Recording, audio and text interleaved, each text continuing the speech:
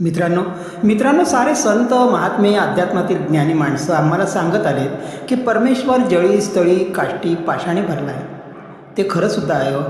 प्रल्हादासाठी देव खांबातून प्रगटला, ज्ञानेश्वर माऊलींनी रेड्याच्या तोंडून वेद वदविला.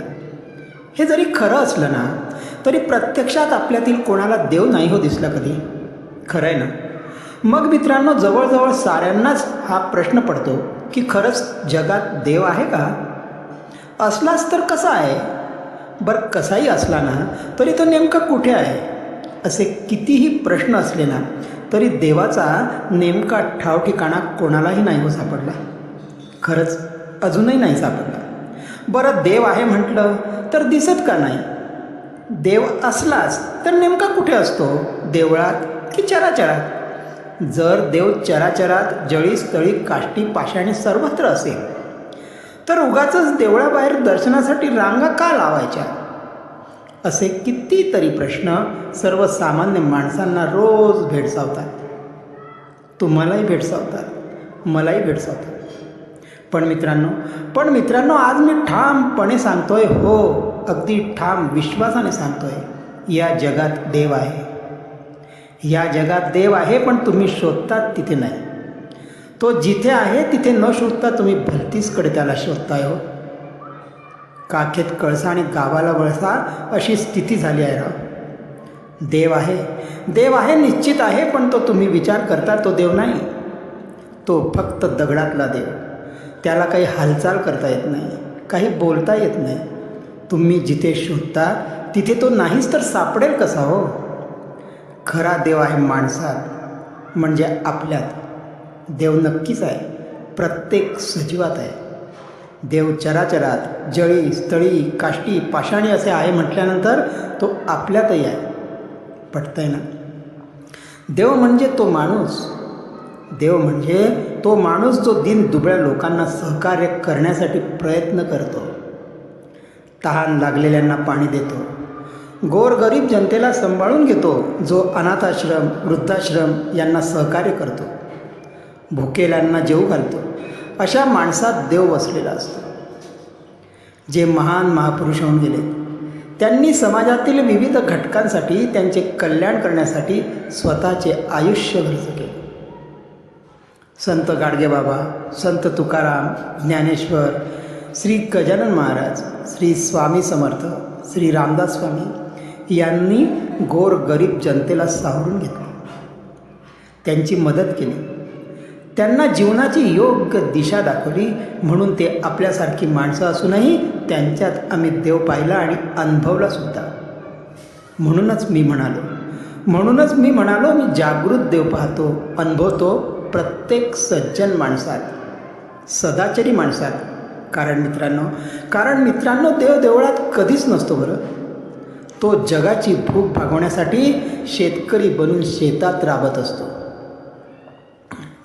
तो इतरांच्या रक्षणासाठी स्वतःचा जीव धोक्यात घालून सीमेवर लढत असतो. तो कधी आनंदवनात दीनदुबळ्यांची सेवा करत असतो, तर कधी देव शिक्षक बनून शाळेत शिकवत असतो. रस्ता ओलांडणाऱ्या अबाल वृद्धांना मदत करत असतो. आणखी सांगू मित्रांनो देव सदैव आपल्यासोबत असतो, नेहमी आपल्या अवतीभोवती वावरतो, आपल्या घरात राहतो, आपल्याला हवं नको ते सारं बघतो. हा देव असतो आपल्या आईबाबांच्या रूपात.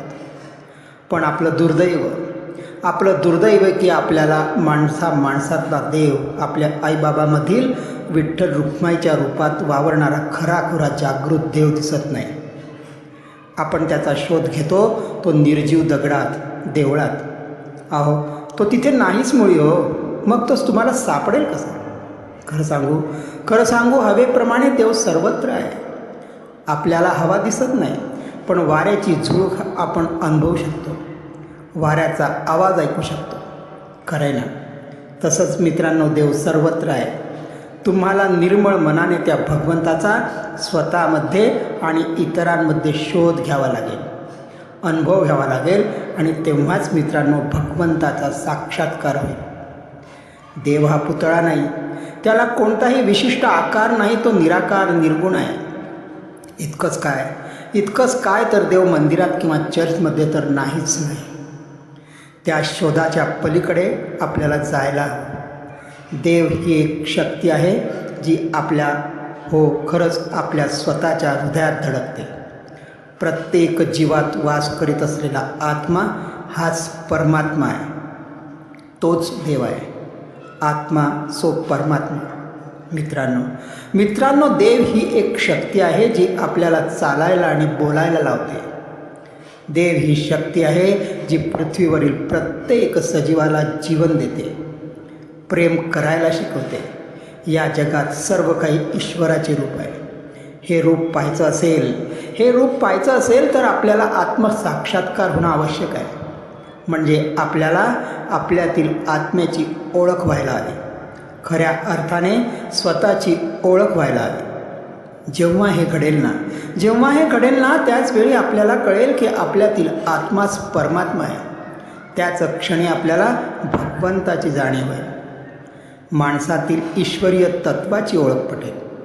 माणसातील देवत्वाची खात्री पटेल आणि तुमचा देवाचा शोध थांबेल. कारण तो इतरत्र नाही तर तुमच्या सकट इतरही माणसात सापडेल. प्रत्येक सजीव जीवनात त्याचं दर्शन मिळेल. धन्यवाद. जय गजानन.